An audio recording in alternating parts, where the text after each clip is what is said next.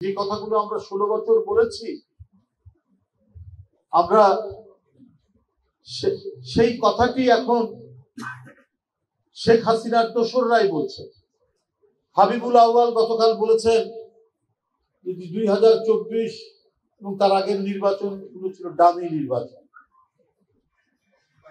তো এই ডামি নির্বাচনের কথা তো আমরা তখনই জোরালোভাবে বলে এসেছি বলেই আমাদেরকে গ্রেপ্তার করা হয়েছে, আমাদেরকে রিমান্ডে নেওয়া হয়েছে, আমাদের অনেক ছেলেকে অদৃশ্য করা হয়েছে, অনেককে নদীর ধারে খালের ধারে ক্রস ফায়ার করে হত্যা করা হয়েছে, কাউকে ধরে নিয়ে গিয়ে রিমান্ডে পায়ের নখ তুলে নেওয়া হয়েছে, কারো আঙুলের নখ তুলে নেওয়া হয়েছে, কারো শরীর ক্ষতবিক্ষত করা হয়েছে।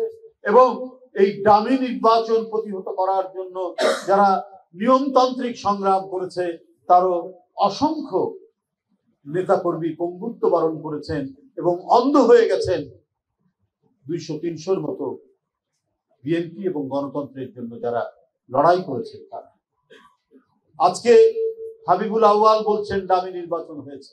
আপনি তো শিক্ষিত লোক ছিলেন, আপনি সচিব ছিলেন, আপনার সেদিন বিবেকে বাঁধেনি যে আপনার এই ভুল কাজটি করার জন্য, আপনার এই অন্যায় কাজটি করার জন্য এটা চেইন রিয়াকশন হিসেবে জনগণ এবং দেশের কত ক্ষতি হবে?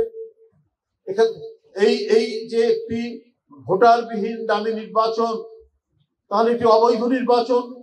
তাহলে শেখ হাসিনার নেতৃত্বে যেটি ছিল সেটি অবৈধ পার্লামেন্ট, অবৈধ সংসদ সদস্য, অবৈধ প্রধানমন্ত্রী, অবৈধ রাষ্ট্রপতি এবং তাদের হাত দিয়ে যারা নিয়োগ হয়েছিলেন, সচিব বলুন আর বিভিন্ন কর্পোরেশনের কর্মকর্তারা বলুন, তারা প্রত্যেকেই অবৈধ এবং তাদের নিয়োগকৃত বিচারকরাও অবৈধ ছিলেন এবং তাদের দেওয়া রায়গুলোও ছিল অবৈধ। তাহলে আমরা একটা অবৈধ দুঃশাসন এবং আইনের মধ্যে আমাদের জীবন যাপন করতে হয়েছে। যাদের কারাগারে থাকার কথা, যাদের বিচার হওয়ার কথা, যাদেরকে চরম দণ্ড দেওয়ার কথা, তারাই রাজ্যের দণ্ডমুণ্ডের কর্তা হয়ে গেলেন। আপনারা যদি চিহ্নিত দাগি আসামি, চিহ্নিত ডাকাত, গ্রামের পর গ্রাম যারা নৌকা নিয়ে গিয়ে নদী থেকে নেমে ডাকাতি করে, সেই ডাকাতরা যদি রাষ্ট্র ক্ষমতা দখল করে তাহলে কি ধরনের পরিস্থিতি হবে? ঠিক একই পরিস্থিতি ছিল শেখ হাসিনা। তিনি সারা বাংলাদেশকে তার লোক দিয়ে, তার ঘনিষ্ঠ জনদেরকে দিয়ে ডাকাতদের গ্রাম বানাতে চেয়েছিলেন, কিন্তু ছাত্র জনতা সেটি করতে দেয়নি, সেটা প্রতিহত করেছে। বাংলাদেশে এই ধরনের কাজ করা যায়।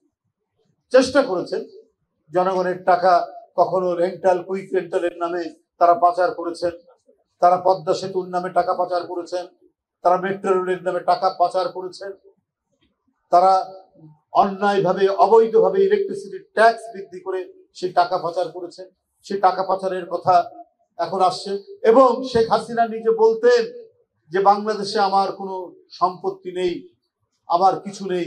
এখন তার সহায় সম্পত্তি, তার এমনিতে তার আত্মীয় স্বজন ছেলে মেয়ের নামে তো আমরা জানি, পূর্বাচলে তো একটা পেয়েছি। এখন হাসিনা বিভিন্ন নামে তার নিজের সম্পত্তি করেছেন, সেটারও তো খবর গণমাধ্যমে বেরিয়ে এসেছে। তাহলে আমরা কোথায়, কোন অবস্থায় আমরা বসবাস করেছি সেই সময়? এই আমল যাতে ফিরে না আসে, এত রক্তের বিনিময়ে যে দেশ, এই দেশ লুটেরারা শাসন করবে, এই দেশ দুষ্ট বদমাইশ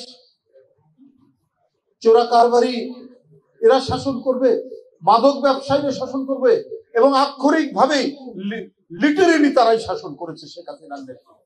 মোদীকে প্রকাশ্য দৃশ্যমান একজন মাদক ব্যবসায়ী, তাকে এমপি করা হয়েছে। শেষবারে তাকে এমপি না করে তার স্ত্রীকে এমপি করা হয়েছে। আপনারা যারা এখানে বসে আছেন, আপনারা তো একটা সভ্য সমাজ আপনারা আমরা দেখতে চাই। আপনার সন্তান স্কুলে যাবে, কলেজে যাবে, ইউনিভার্সিটি যাবে, ইঞ্জিনিয়ারিং কলেজে যাবে, মেডিকেল কলেজে যাবে, তারা লেখাপড়া শিখে তারা তাদের পেশা নিয়োজিত হবে এবং দেশটি হবে দিনকে দিন সমৃদ্ধতর জায়গায় যাবে। তা না করে যদি আপনার মাদক সেবীরা এমপি হয়, মানব পাচারকারীরা এমপি হয়েছে, আপনার লক্ষ্মীপুরের কি পাপুল নাকি নাম, সে মানব পাচারকারী, আর সন্ত্রাসীদের তো মানে শেষ নেই। আওয়ামী লীগের প্রায় 70-80% এমপি ছিল যারা স্থানীয়ভাবে সন্ত্রাসী হিসাবে পরিচিত। কারো জমি দখল, কারো ঘের দখল, কারো কি বলে বাড়ি দখল। আমি মানে এক নিঃশ্বাসে বলে যেতে পারি তাদের নাম, কারা কি করেছে। এবং তারা সন্ত্রাসী বলেই কোনো বিরোধী রাজনৈতিক সেখানে ছিল, নাটোরে ছিল না। এমপি শিমুলের দুর্বৃত্ত করার কাছে সেখানে কোনো বিরোধী দলের রাজনৈতিক কর্মসূচি পালন করা যায়নি। কষ্ট করে করতে গেলেও সেই দিন অসংখ্য নেতা কর্মীরা রক্তাক্ত হতো শিমুল বাহিনীর হাতে। এরকম শিমুল বাহিনী, এরকম শাহিন চাকলাদার বাহিনী বাংলাদেশের জেলায় জেলায় গঠন করা হয়েছিল মাফিয়া গডফাদার হিসাবে। সেই দিনের যেন প্রত্যাবর্তন না করে। এই জন্য আমরা বারবার বলেছি যে অনেক সুবিধা নেওয়া প্রশাসনের লোকরা ঘাপটি মেরে আছে। প্রথম থেকে বলেছি তারা কিন্তু নানাভাবে নানা কায়দায়